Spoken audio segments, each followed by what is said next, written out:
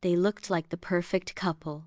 Everyone at the university whispered about them, how Melanie had stood by Eric during his toughest years, how they were each other's whole world, but no one saw the darkness building behind Melanie's eyes.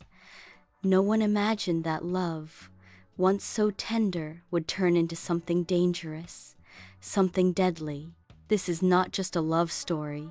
This is a story of devotion, betrayal, and the cost of obsession. Melanie Harris grew up in a small town in Oregon. She was a small-town girl with big dreams, smart, focused, and fiercely loyal. Her parents ran a local bakery, and she worked every summer there, learning the value of hard work and sacrifice. Then came college, Stanford, a full scholarship.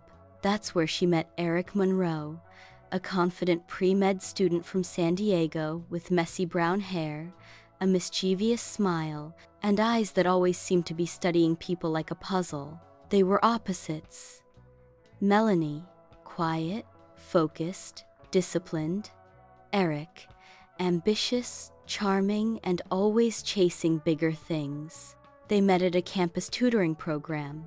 She helped him with chemistry. He made her laugh.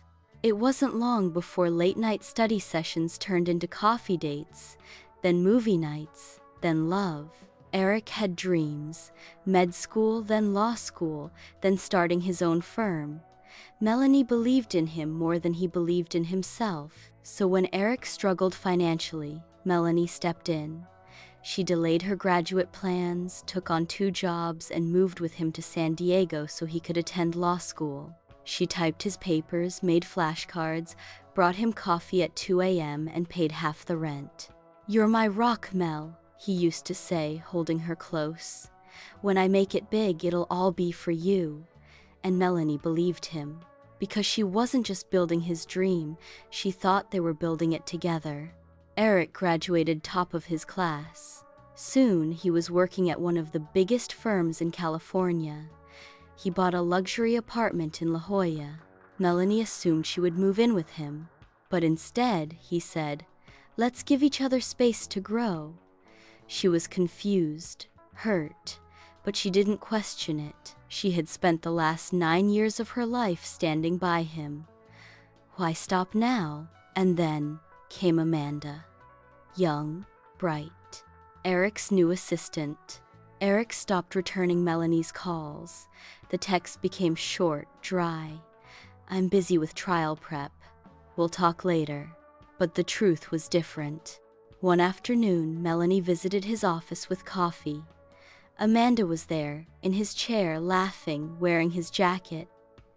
Eric froze. "Mel, you shouldn't have come by without calling." Melanie felt her heart slide into her stomach. She left without a word. That night, Eric called. "Mel, it's not what it looks like." But she knew. Everything she'd given, the years, the sacrifices, the love, was unraveling. The breakup wasn't loud. There were no screaming matches or slamming doors. Just silence. Eric stopped calling. He sent her a check for $50 with a note. "For everything. Thank you." That broke her more than words ever could. Melanie stared at the check for days before tearing it in half. The betrayal consumed her. She began replaying every moment, every sacrifice, wondering if she had been a fool. The bitterness festered. Eric moved on quickly, publicly. Photos with Amanda at charity galas, an engagement announcement, a beach wedding invite, accidentally mailed to Melanie's old apartment. She stared at it, hands trembling. Melanie changed. Her friends noticed. She stopped smiling. She drank too much wine alone. She quit her job. She created a fake account to stalk Amanda's social media. Every picture, every comment drove another nail into her heart. She tried therapy. It helped. Briefly. But then she saw them driving the car she helped Eric pay for, wearing the watch she gifted him on their anniversary, living in the life she helped build. To everyone else, it was just life moving on. To her, it was theft. It was injustice. It was a murder of the soul.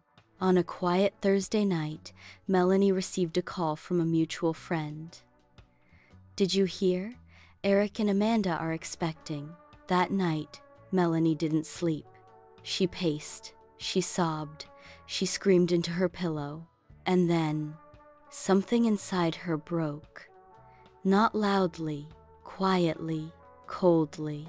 She packed a small bag. She took a train to San Diego.